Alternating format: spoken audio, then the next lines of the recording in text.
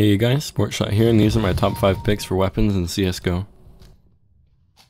At number 5 on the list, we have the P250. In-game, the P250 is priced at only $300, holding 13 rounds per magazine and 26 rounds in reserve. The weapon is quite controllable, though slightly harder to use than the spawn pistols, and has higher base damage and armor penetration than the spawn pistols. It has lower damage drop-off than the Glock 18, which allows it to land one-hit headshot kills against unarmored opponents at longer ranges, though like the spawn pistols, it cannot one-headshot kill enemies that have helmet, which was one of its original features. Its first shot accuracy, however, is worse than the spawn pistols, making it a less effective weapon outside of close-range combat. The weapon's cheap price and better damage makes it viable as a pistol upgrade in pistol rounds, where some extra damage against weakly armored or unarmored opponents is very useful.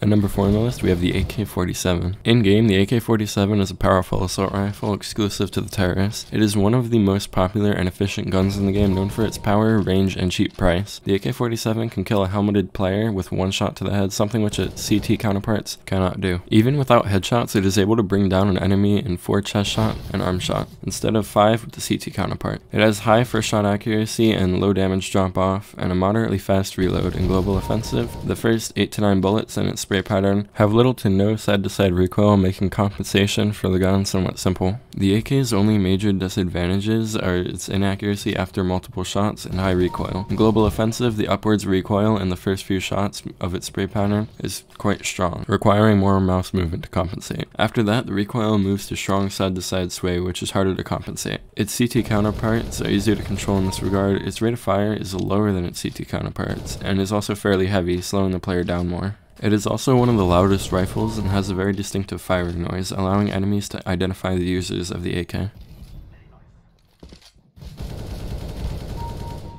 At number 3 on the list, we have the AWP. In-game, the AWP is a high-powered bolt-action sniper rifle available for both teams with a 10-round magazine capacity. It is a devastatingly powerful long-range weapon with extreme accuracy and obscene stopping power. However, its high price tag and cumbersome playstyle requires massive amounts of training, practice, accuracy, and experience to master its usage. When not scoped in, the rifle is very inaccurate and has no crosshair to assist aiming. It boasts an exceedingly high damage value and is the source of much of its infamy. It is able to one-shot kill enemies with one hit to anywhere bar the legs, regardless of armor. The VIP is the only player character who can survive a single body shot from the AWP, because his armor can absorb 200 damage. However, a headshot can still kill the VIP instantly. It also has a very high penetration power, and its high base damage makes it a solid weapon for wallbanging. However, where the AWP excels in accuracy and power, it suffers in general handling. The weapon has terrible accuracy when not using the scope or firing while moving, so the user must be aiming down sights and be immobile at all times to remain competitive. Because the weapon is bolt action, it also results in a very low rate of fire. The AWP slows the player down considerably, particularly in global offensive, making it unwieldy at closer ranges. It is also less accurate if fired right after cycling the bolt and source and global offensive, and has a moderately long reload time in these games. The last major downside is the weapon's very expensive price tag, one of the most expensive in the game. Enormous quantities of skill and team coordination are needed to use the AWP effectively, so its user doesn't become an economic load and drag down on the whole team, or even getting killed and letting the enemy claim a free AWP.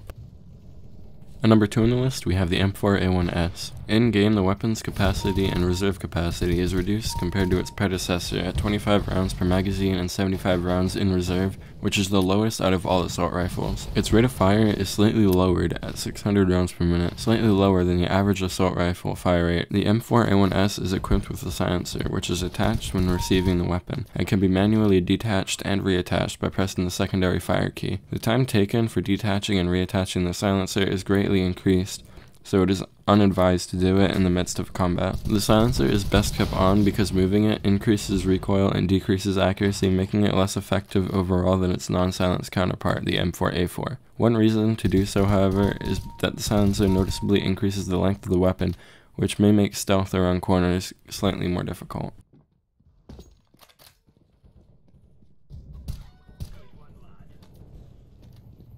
Finally, at number 1, we have the SG553. In-game, the SG-553 serves as a successor from the Krieg 552 from previous titles. Like the Krieg 552, the SG-553 is equipped with a telescopic sight.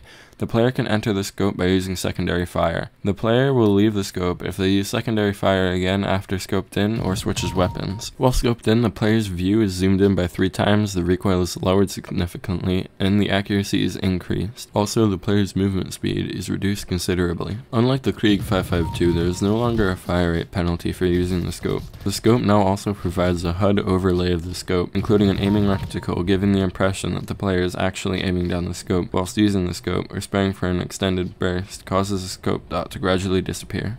Also, the SSG 553 has a 100% armor penetration rate, meaning that its shots are 100% unaffected by armor. I usually don't record CSGO videos, so this is quite a step up for my channel. I'd like to see if you liked this video in the comments, and also if you did like the video, remember to leave a like, and I'd also like to see what your personal top 5s are for CSGO. That's about it.